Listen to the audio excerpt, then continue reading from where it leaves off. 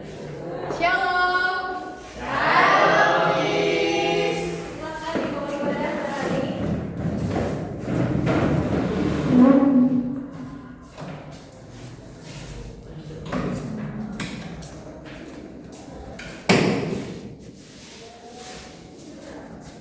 Kita bernyanyi Yesus kekasih jiwa. 1, 2, 3 ya. Yesus kekasih jiwaku, sungguh ku percaya padamu, karena kasih-Mu padaku, Kau tebus dosaku. Dari terbitnya matahari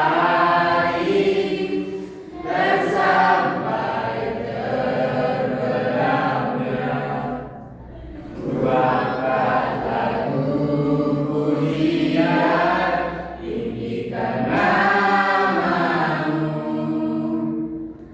Dengan rendang ku puji dengan kecapi. Ku bernyanyi, haleluya, Yesus kekasihku. Mari kita berdoa. Ada kepekaan yang berkata dalam kerajaan surga, tidak cukup kami panjatkan kepada Tuhan. Ya Tuhan, pada sore hari ini kami akan melanjutkan pelajaran kami. Berkati kami Tuhan, berikan kami kebenaran Tuhan. Agar kami dapat menerima pelajaran yang diberikan dari Tuhan. Tuhan, berikan apa yang ada kami, agar mereka Tuhan, berikan mereka kebijaksanaan dan kesabaran agar mereka dapat melakukan dengan sabar. Tuhan, banyak dosa yang kami buat, harus keras segala dosa itu, agar tidak menghalang anugerah dan terima kasih dari kebenaran Tuhan. Terima kasih Tuhan, amin.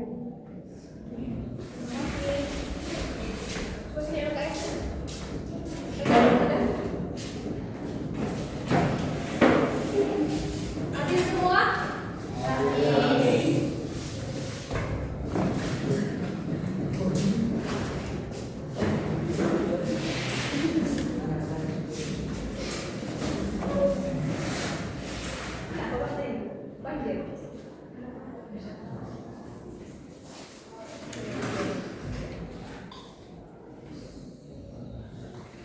Bella tadi main apa kayaknya nggak mengirim lagi.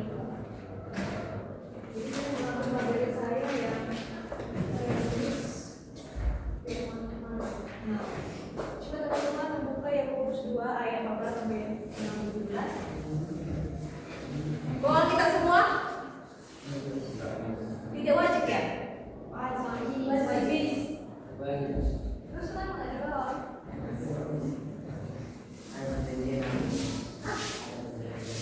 Belajar. Kalau nggak bawa ngapain?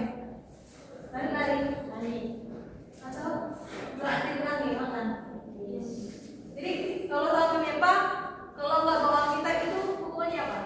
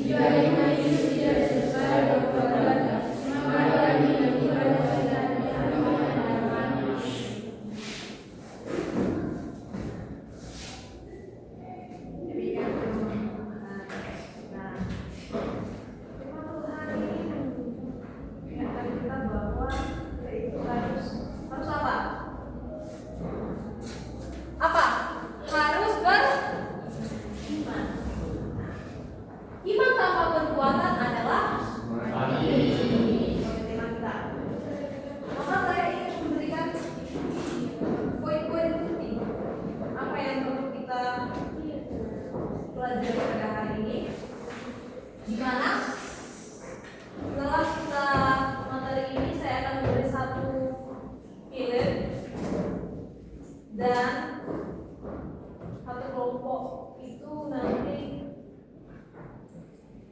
4 orang nanti 1, 2, 4 ya? Oh enggak, 3 ya? Oh 3 kelompok ya? 4 bis. 4, 1, 2, 3, oh ya 4.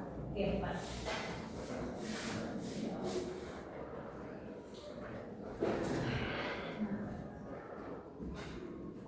Di sini sebelumnya mungkin ada yang belum mengenal saya. Sudah mengenal? Belum. Oke. Saya mengenal diri singkat aja ya. Nama saya Resti Atina Baja. Asal saya Aktif Sipil dan saya dari kampus YKS Takutung. Kebetulan saya lagi melanjutkan S2 dan mengambil PPL di sini untuk apa? Praktek lapangan. Nah, karena untuk teman mungkin saya sudah mulai tesis, jadi semoga lancar dan jangan lupa doakan saya ya tesisnya. Oke, demikian pengalaman saya. Ada yang bertanya? Tidak ada? Tidak. Oke, terima kasih. Nah, kita akan bicara tentang iman. Iman adalah apa iman? Tahu? Iman adalah, ada yang tahu iman?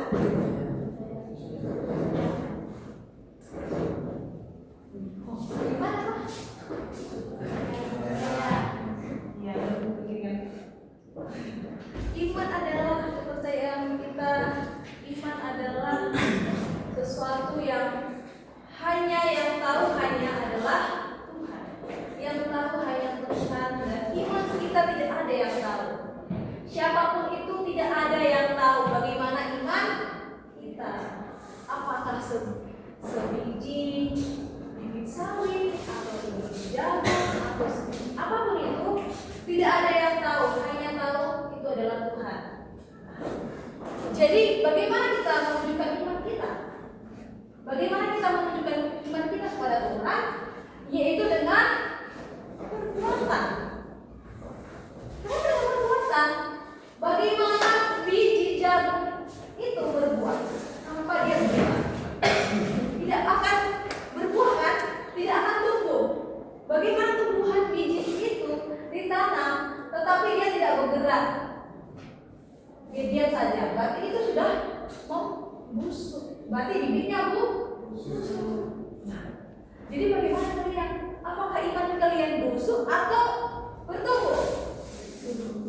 Nah, maka daripada itu saya ingin salah satu membuka Ibrani 11 ayat 1.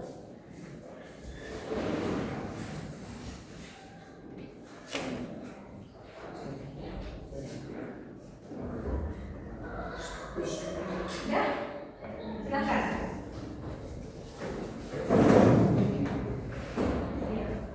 Iman adalah dasar dari segala sesuatu yang kita harapkan dan bukti dari segala sesuatu yang tidak kita.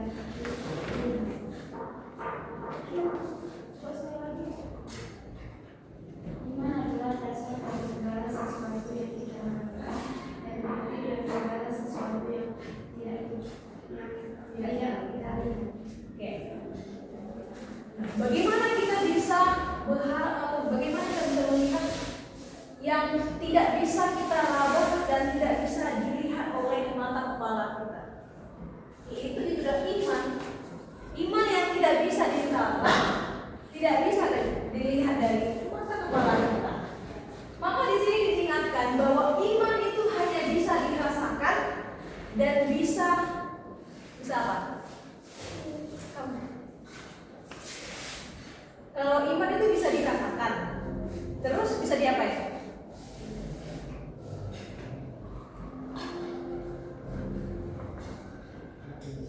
Nggak ada. ya.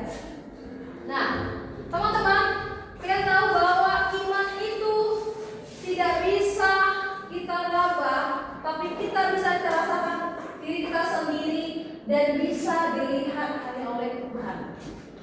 Makanya iman sejati tidak hanya pengakuan dari mulut saja, tidak hanya kita bilang bahwa kita adalah orang beriman, tidak hanya kita dikatakan bahwa kita itu mempunyai kekuatan dari Tuhan dan mempunyai sifat yang patuh dengan Tuhan. Maka Yakobus mengingatkan pada orang-orang di sekitarnya, bagaimana dikatakan harus beriman. Jika tidak, orang beriman tanpa perbuatan itu adalah mati.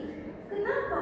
Bagaimana kita bisa bertumbuh tanpa ada kekuatan? Bagaimana iman kita ada, tapi tidak ada kelakuan yang mencontohkan bahwa kita itu adalah orang beriman?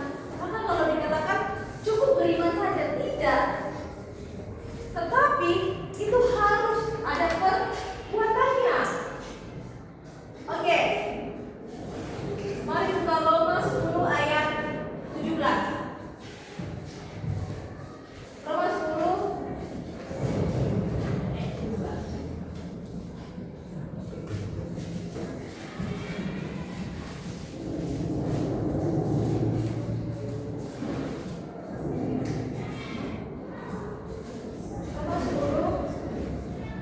ayat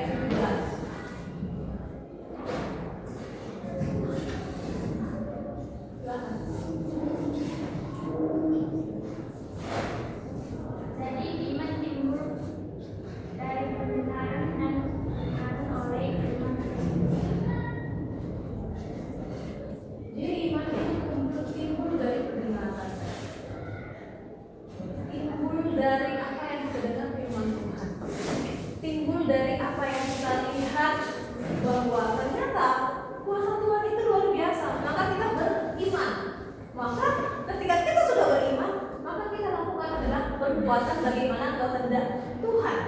Maka sini Roma mengingatkan bahwa iman itu harus mendengar. Pertanyaannya, bagaimana kita yang sudah bisa mendengar dan bisa merasakan dan bisa melihat yang baik dan buruk, apakah kalian sudah bisa beriman dengan melakukan perbuatan firman Tuhan atau tidak? Jawablah dalam hati kita masing-masing. Perbuatan sebagai bukti iman. Siapa di sini yang sering ke gereja? Setiap hari Minggu atau hari Minggu kemarin dia ke gereja? Siapa? Angkat tangan. Oke, terima kasih. Yang tidak angkat tangan kemana? Kemana hari Minggu? Kemana hari Minggu? Ke gereja. Gereja. Oke. Kenapa? Kemana? Pasti orang sini. Di kos. Ini baru pertanyaan buat kita semua. Kita ke gereja itu adalah sekali minggu. Bagaimana bisa kita tidak gereja di hari Minggu? Kecuali kalau katanya itu singgih, mungkin liburnya hanya hari Minggu. Kami Sabtu tidak ada libur, hanya hari Minggu. Tidak ada orang itu beristirahat. Tapi di sini hari Sabtu libur kan? Ada satu ya berarti itu besok gereja. Menurut saya ya, berarti kalau kalian tidak gereja untuk hari Minggu, nah kalian merasa diri kalian beriman nggak? Enggak. Berarti itu dilihat dari apa? Berarti kalau kita lihat perbuatan kita itu belum ada, berarti iman kita itu masih nanti. Iman kita itu belum hidup, belum ada berubah-ubah dalam hati kita. Makanya Yakobus itu selalu mengingatkan tentang iman. Kenapa? Karena banyak orang-orang melihat dan banyak dilihatnya orang yang mengatakan di mulutnya dia beriman, tetapi perbuatannya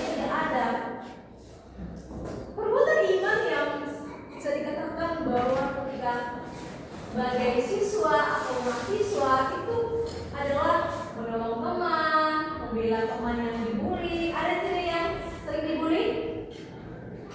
Ada di sini? Ada yang merasa? Atau bahkan tidak dibela yang dibully tapi langsung ikut membuli? Ada? Siapa sini yang paling suka membuli? Siapa? Stop membuli. Itu hati-hati ya. Membuli bisa dipenjara. Ada hukumnya, ada pasalnya. Nah, menjadi teladan dan disiplin dan bertanggung jawab. Maka di Matius 5 ayat 16 mengatakan, demikianlah hendaknya terangmu bercahaya di depan orang, supaya mereka melihat perbuatanmu yang baik dan memuliakan Bapa di surga. Jadilah yang bercahaya di sekitar orang-orang yang tidak bercahaya, dan jadilah orang yang percaya kepada Tuhan dengan melakukan perbuatan yang menurut kita adalah kita orang beriman. Nah, yang selanjutnya kita akan membahas bahaya iman yang menanti. Kenapa bahaya? Yang pertama itu iman tanpa perbuatan berarti tubuh tanpa roh. Saya mau tanya nih, kalian percaya nggak sih Roh Kudus itu ada? Percaya nggak sih? Percaya? Kamu percaya? Kamu percaya nggak Roh Kudus itu ada? Jawabannya iya dan tidak. Ya. Percaya? Kamu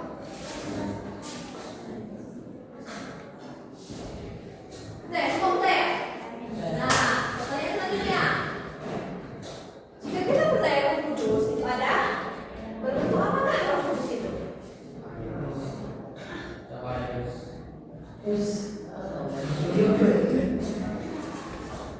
Saya angin, jarak, air, dewa, roh. Ya, itu ada. Bentuk apa tadi ya? Roh. Oke. Bentuk apa? Angin, udara, hujan, banjir, badai. Kenapa? Roh itu bentuk apa?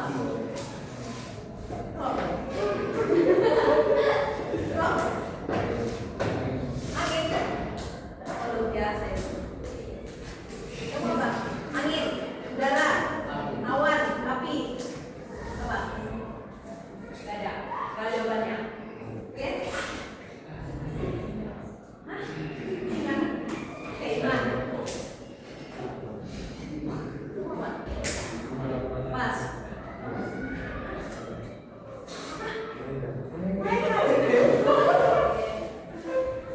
Kamu apa? Jiwa. Oke.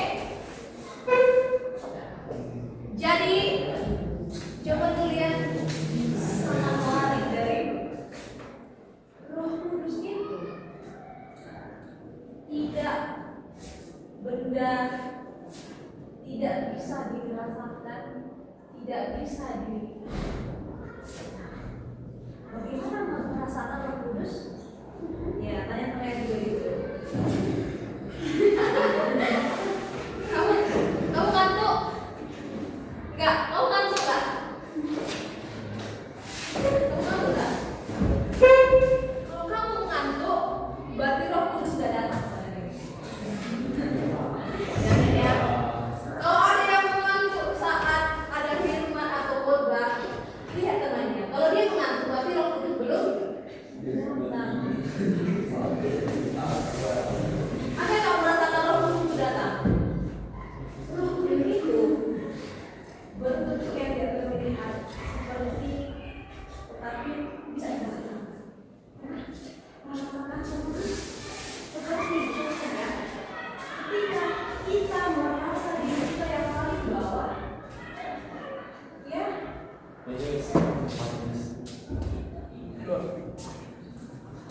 Ketika kita merasa diri kita tersakiti,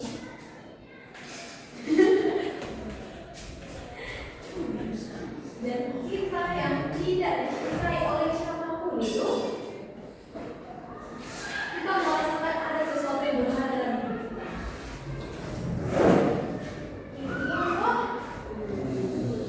Dan ketika kita merasa diri kita, tenang sekali ya, saya percaya Roh Kudus datang kepada diri kita. Dan ketika kita merasakan pasti ada sisi perah ini berdiri, ada yang merasa dirinya di keluarga itu sangat dibenci oleh keluarganya, ada? Atau ada yang berkumpul oleh keadaan apapun itu dan tiba-tiba kita merasakan Roh Kudus itu ada? Karena Roh Kudus ini tidak roh dan tidak jiwa. Roh Kudus ini adalah bisa dikatakan ada ketika yang tidak boleh terkena hati. Sepertinya aku nggak ada harapan lagi. Yang harus bunuh diri, gitu kan? Tapi tidak ada sesuatu bunuh diri. Tapi pasti ada seperti sosok yang ingin menyelamatkan dirimu. Itulah Roh Kudus. Dan ketika kita berdoa dan kita merasakan khusyuk yang sangat luar biasa dan kita merasa itu nggak doa biasa yang kita doakan. Kita merasa saya bicara dengan Tuhan, itulah Kudus yang akan bicara. Ketika saya beribadah, berdoa, saya merasakan ada kekuatan, itulah Roh Kudus. Jadi tidak apa? Tidak malaikat, tidak jiwa, tidak roh. Roh Kudus itu ya roh gitu. Bukan roh gitu. Roh ini kan roh.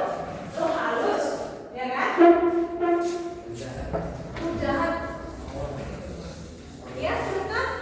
Mau lebih ke please. Ya, silakan semua bangunan. Bisa ini. Di sini yang buka. Ya.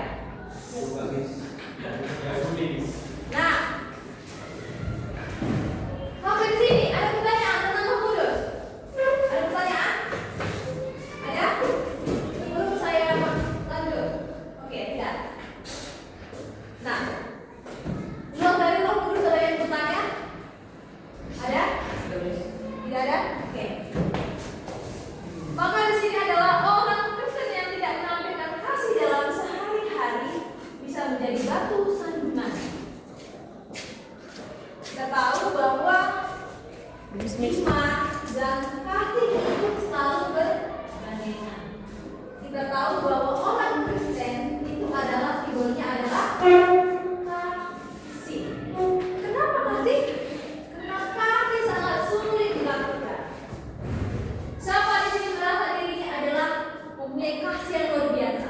Gimana? Kasih ini sangat sulit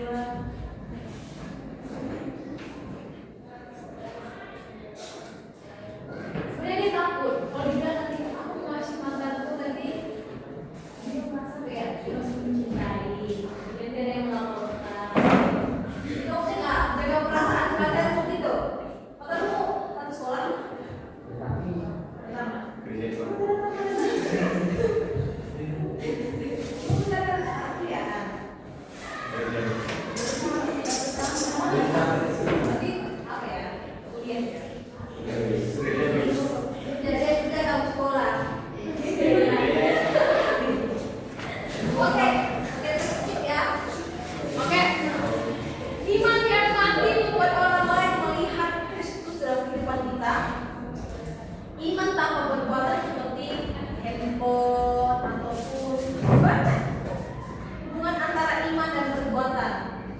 Maka di sini Paulus berkata di Efesus 2 ayat 8-9 dia berkata bahwa keselamatan hanya karena kasih karunia melalui iman, bukan karena kelakuan baik, tetapi ada iman dan perilaku yang baik. Kita masih membahas tentang pacaran.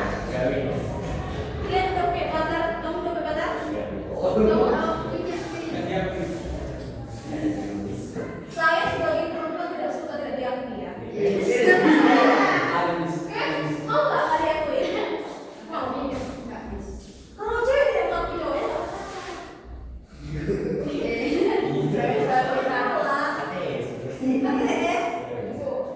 ATS itu apa?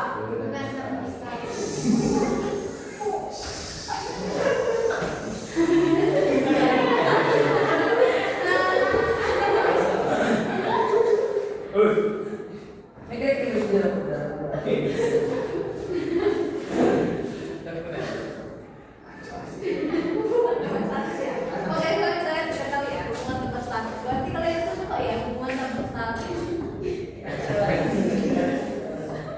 Padahal dia itu berhak objek menembak.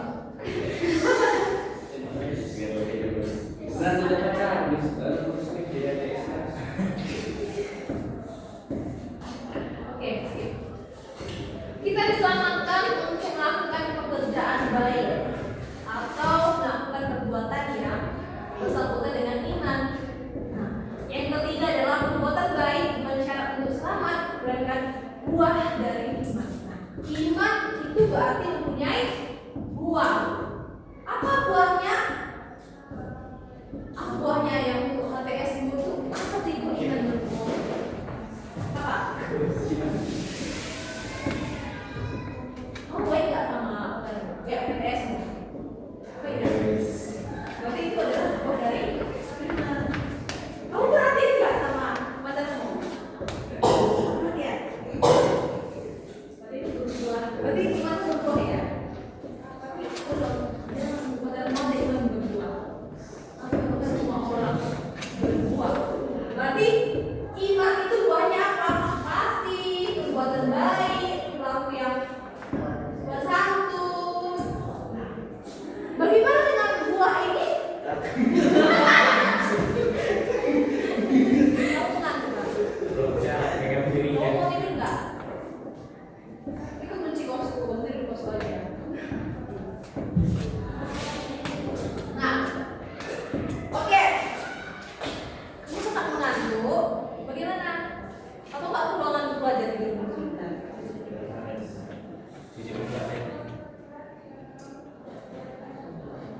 Maka sebelum kita menonton, tolong baca dulu ini. Sebelum kita menonton, tolong baca dulu ini. Nanti saya akan menyampaikan tontonannya. Baca di saat pertama. Saya kasih dengan 5 menit. 5 menit, 5 menit. Oke, sudah?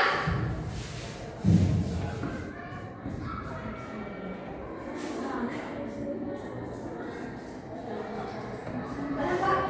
Saya ya? Yakobus mengajarkan bahwa iman sejati selalu menghasilkan perbuatan kasih. Iman yang hanya sebatas ucapan tanpa diwujudkan dalam tindakan adalah iman yang mati. Alkitab menegaskan di banyak tempat bahwa iman dan perbuatan tidak bisa dipisahkan. Diselamatkan oleh iman. Tetapi iman itu harus hidup dan menghasilkan buah. Oke, udah? Oke. Selesai. Silahkan kepada kelompoknya. Lihat ini. Kamu moderator. Kalian berdua ya. Moderator.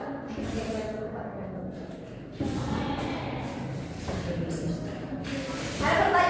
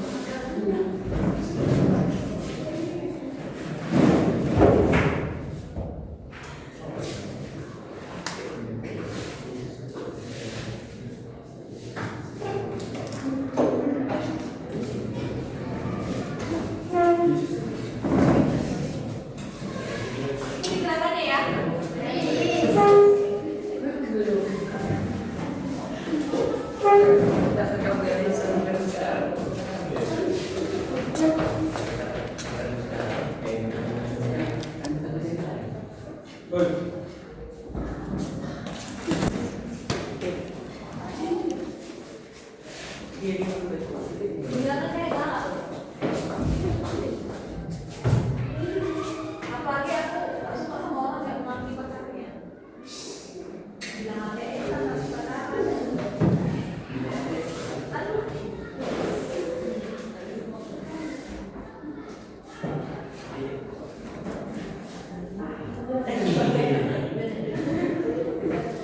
Ya.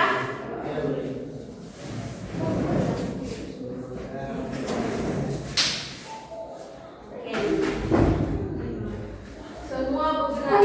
Siapa yang tidak bergerak dan siapa tadi ngantuk bergerak, lihatlah kata Kak Enda. Ya, kesini biar nampak. Sini semua.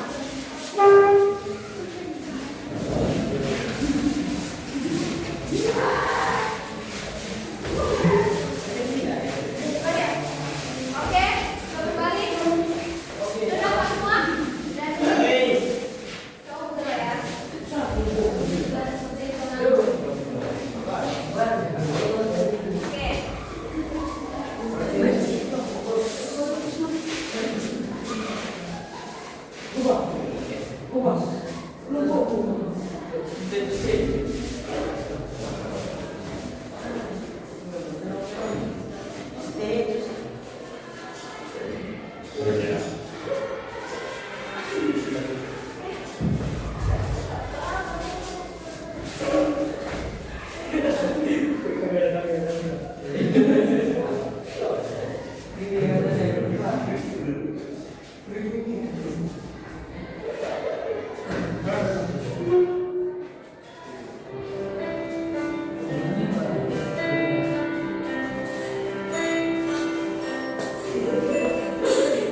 Ini ya. Tadi kan cuma apa? Sakit.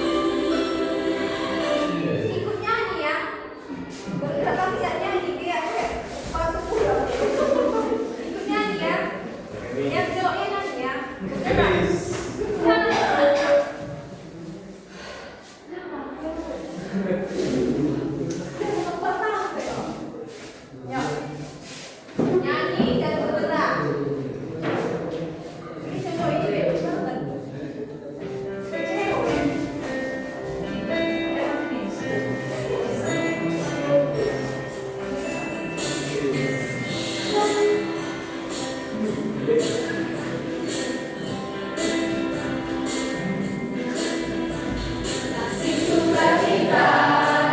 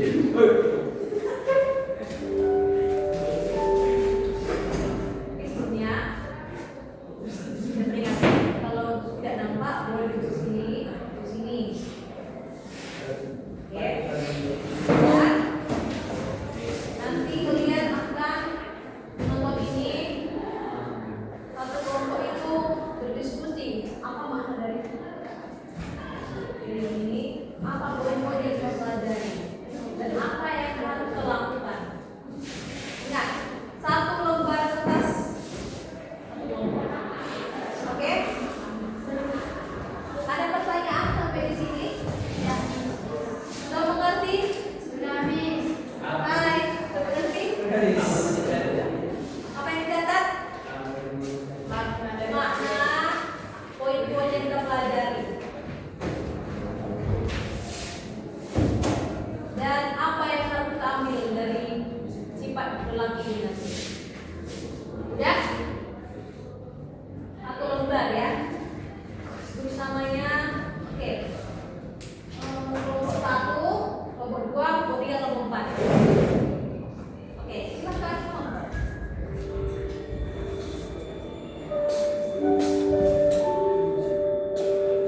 Sepertinya kita itu aja ya. Keluarga itu adalah keluarga Kristen. Kata orang sih keluarga Kristen yang saleh. Sejak kecil, aku diajarkan rajin ibadah, baik di rumah maupun di gereja. Kalau kami di surga dan mengucap syukur Tuhan untuk hari baru yang kami mempercayai kepada keluarga kami di pagi hari. Aku tulis kepada baca kitab sampai selesai loh. Mulai kitab Kejadian sampai Wahyu. Aku hafal jumlah kitab dalam Alkitab. Aku juga hafal semuanya diajarkan sejak kecil di sekolah dulu. Hari ini harinya Tuhan. Iya kan? Harus seperti itu. Ya, aku sudah pergi ke gereja mulai dari sekolah dulu. Buat keluarga kami, hari Minggu identik dengan hari ibadah.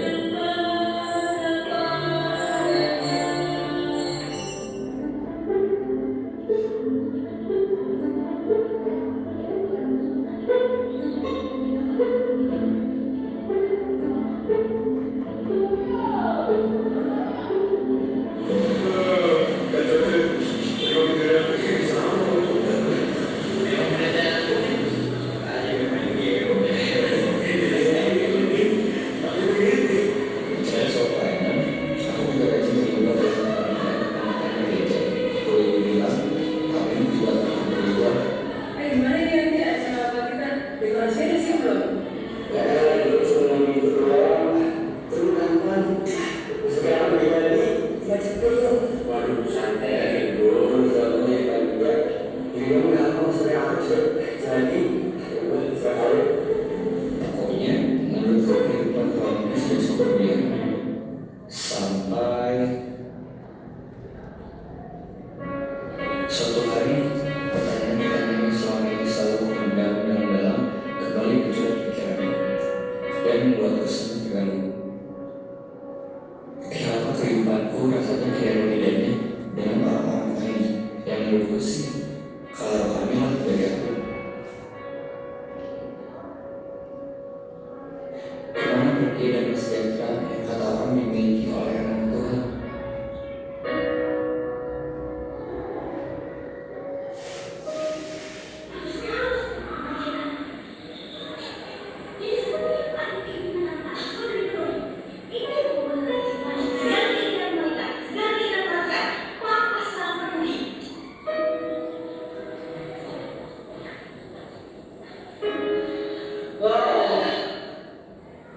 Kenapa para Kristen lain bisa terlihat begitu harmonis dan bahagia, sedangkan keluargaku kata-kata kasar sudah terbiasa terdengar di rumah, terbiasa juga mengucapkan sehari-hari.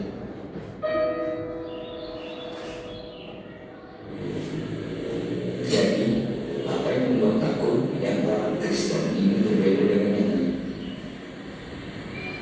Pertanyaan-pertanyaan itu makin membantuiku hingga ada suatu hari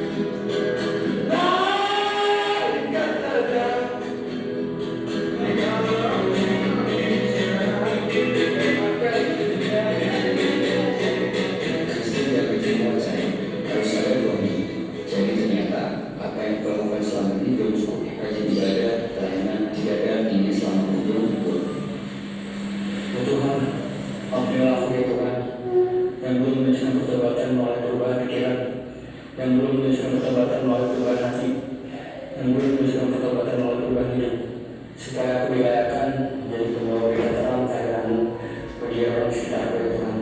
Terima kasih ya Tuhan. Amin.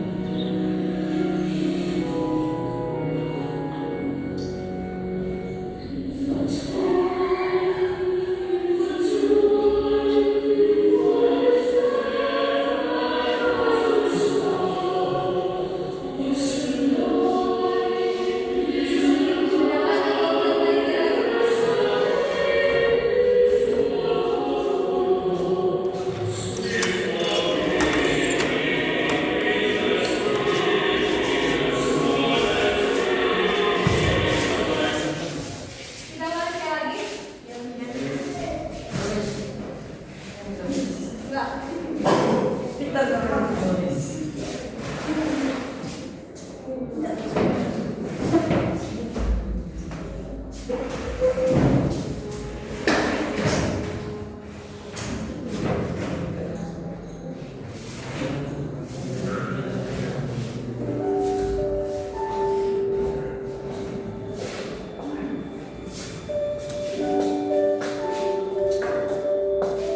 Aku seorang Kristen sejak kecil. Pegawai Kristen yang ya kata orang sih pegawai Kristen yang salah. Sejak kecil aku diajarkan baik beribadah baik di rumah maupun di gereja.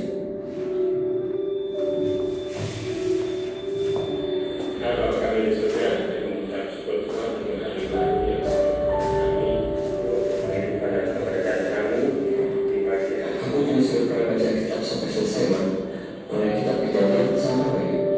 Aku hafal jumlah kitab berupa kitab. Aku juga hafal semua yang diajarkan setiap kecil di sekolah minggu. Hari ini harinya Tuhan. Iya kan? Harus seperti itu. Ya, aku sudah pergi ke gereja mulai dari sekolah minggu. Dalam keluarga kami, hari Minggu identik dengan hari ibadah.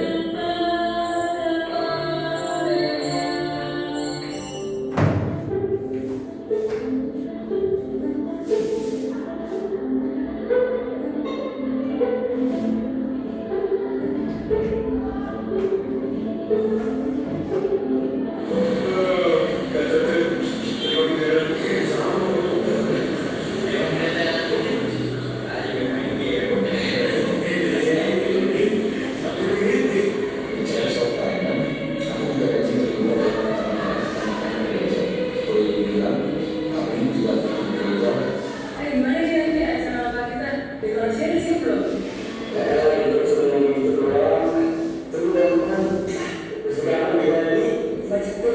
Waduh, santai aja Ibu.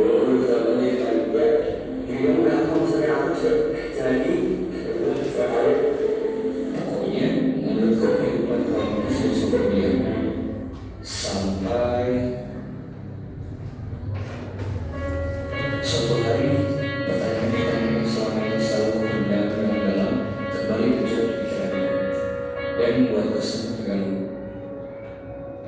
Kenapa kehidupanku yang satu tidak ada bedanya dengan orang-orang lain yang menurutku sih kalau kamilah dari aku?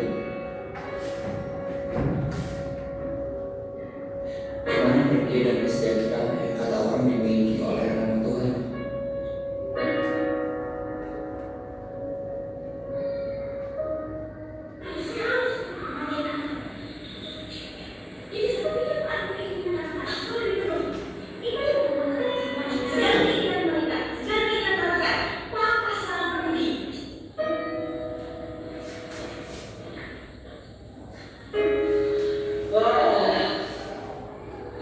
Kenapa para Kristen lain bisa terlihat harmonis dan bahagia, sedangkan keluargaku kata-kata kasar sudah terbiasa aku dengar di rumah, terbiasa juga aku ucapkan sehari-hari.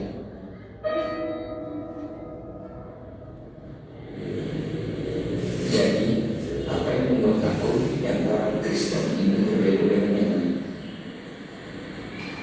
Pertanyaan-pertanyaan itu makin mengganggu hingga suatu hari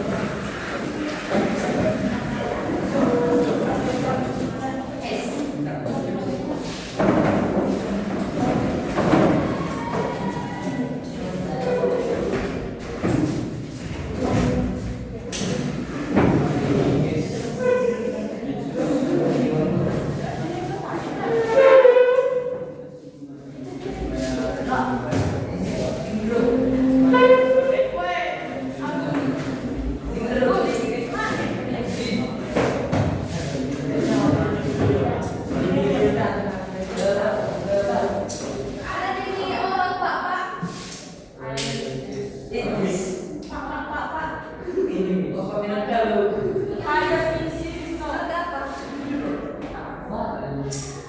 cuma kita sama apa? Hadiah. Kalau dia tahu buat apapun tentu dia orang